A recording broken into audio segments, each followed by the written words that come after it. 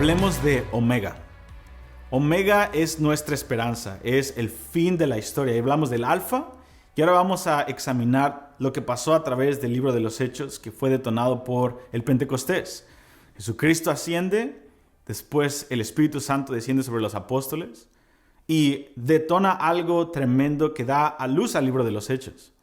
Pero quiero animarte a ver lo que pasó en Hechos 2, el Pentecostés, como algo más que solamente algo que detonó el libro de los Hechos. Dios estaba profetizando que vendría un día en donde lo que el profeta Joel dijo, que derramaría su espíritu sobre toda carne, sucedería. Es muy claro en el libro de los Hechos, capítulo 2, que en esta celebración del Pentecostés, es muy claro, dice que había judíos representados de todas partes del mundo conocido y que hablaban aún diferentes idiomas. Y Dios derrama su espíritu sobre los 120 discípulos que estaban en el aposento alto. Y miles de personas pueden escuchar en su propio idioma las maravillas de Dios. Y es lo que detona el libro de los Hechos. Pero más que eso, profetiza que vendría un día en donde la iglesia estaría encendida y de toda lengua, pueblo, tribu y nación estarían encendidos, conectados con el aposento alto en oración, en ayuno, para profetizar las maravillas de Dios en todos los idiomas, para llevar a celos a los judíos y traerle a Jesucristo una gran cosecha al final de la era.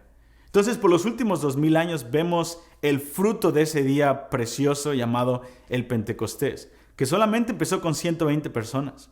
Y empezamos a ver los patrones de Dios a través, no solamente del libro de los Hechos, a través de los últimos 2000 años. Cuando estudiamos los moveres del Espíritu Santo, vemos un patrón de cómo Dios actúa y cómo la iglesia responde y el mundo responde. Y esto es lo que yo puedo observar en los últimos 2000 años, que el mover de Dios viene en olas y siempre comienza con un Pentecostés, empieza con un clamor por justicia, por el amado. Dios irrumpe y Dios cambia por completo la dinámica de un pequeño grupo de personas que se vuelven un catalizador para su ciudad.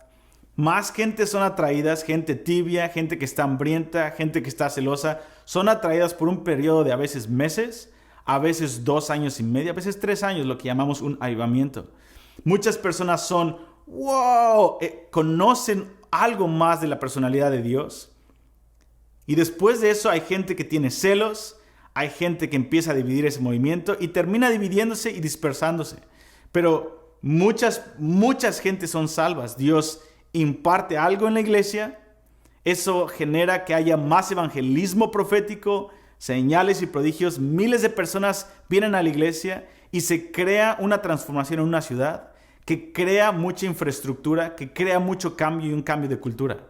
Pasan algunas décadas y la iglesia se conforma una vez más, se vuelve cómoda, y cuando empieza a haber conformismo, la segunda generación empieza a rebelarse contra Dios, lo cual genera que haya crisis financiera, crisis en la sociedad, lo cual crea persecución contra la organización de la iglesia en esa ciudad, lo cual cuando hay persecución, genera que haya más oración, y cuando hay más oración, viene otro avivamiento, hay más evangelismo y empieza un ciclo una y otra vez. Y Dios lo hace con diferentes partes de la tierra.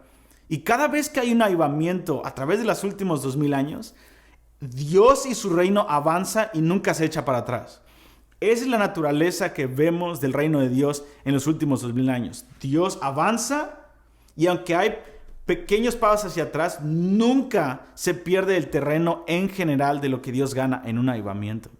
Lo más impresionante que podemos ver en la Omega en los últimos 2000 años es de que estos moveres de Dios van a culminar con una generación. Es la más hablada de toda la historia. Hay una generación de la cual la Biblia habla más y describe más. De hecho, hay 3. Una es la generación de Moisés. Y en la generación de Moisés, Dios bajó en un monte, el monte Sinaí, y lo encendió, y la historia nunca fue la misma. La segunda generación más hablada en toda la Biblia es la generación de los apóstoles y la de Jesús, en donde Dios derramó su espíritu y ya no es fuego en la montaña, es fuego en el corazón y lenguas de fuego sobre ellos para profetizar. El mundo nunca fue el mismo después del Pentecostés. Pero hay una tercera generación de la cual más se habla. De hecho, hay 150 capítulos que nos describen esta última generación. Y es la generación de nosotros y de nuestros hijos. La última generación. La cual ya no va a ver a Dios en una montaña.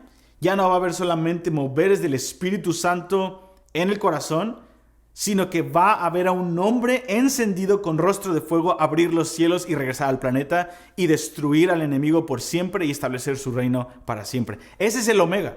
Y esa es la generación. Cuando hablamos de Omega, sí estamos enfocándonos en un hombre, sí estamos enfocándonos en el problema que viene, pero también estamos enfocándonos en ti y en mí. Porque si entendemos que estamos viviendo en la generación de la cual más se habló en toda la historia y que es la culminación de 2000 años de la iglesia y más que eso, 6000 años de todo el mover de Dios desde Génesis 3:15, si tú y yo entendemos que somos esa generación que va a culminar con la respuesta de más de 6000 años de las oraciones en la historia de todos los santos, entonces tú y yo vamos a vivir diferente. Y ese es mi corazón. Esta segunda sesión, cuando hablamos de Omega, este es mi corazón. Que tú puedas despertar a la urgencia de que entiendas quién tú eres y quién soy yo. Cuando tú y yo entendemos Omega, que esta es la generación Omega, entonces la denominación que te causa conflicto, eso va a volverse secundario y vas a poder alcanzar a las otras denominaciones que aman a Jesús, que aman su palabra y que creen en el regreso físico de Jesucristo. Van a volverse aliados en vez de seguir dividiendo al cuerpo de Cristo. Vamos a romper todo eso y vamos a alcanzar de corazón a corazón la unidad en el Espíritu. Y lo que nos va a unificar va a ser Cristo en el centro y el clamor Maranata. 3 clamores. Cristo, te amamos. Abba, Padre, todos somos parte de la misma familia. Y el Espíritu y la novia dicen, ven, Maranata. Esos 3 clamores, hambre por Cristo, identidad con el Padre y deseo por su regreso, van a caracterizar esta última generación Omega. Y como te dije, por medio de 2000 años, Dios ha despertado denominaciones, Dios ha despertado a gente de oración y ha habido fuegos en toda la tierra. Amado, estamos en la última generación. A partir del año 2020, lo que se generó con COVID-19, que puso a todo el mundo en una conversación por primera vez en toda la historia después de la dispersión de Babel.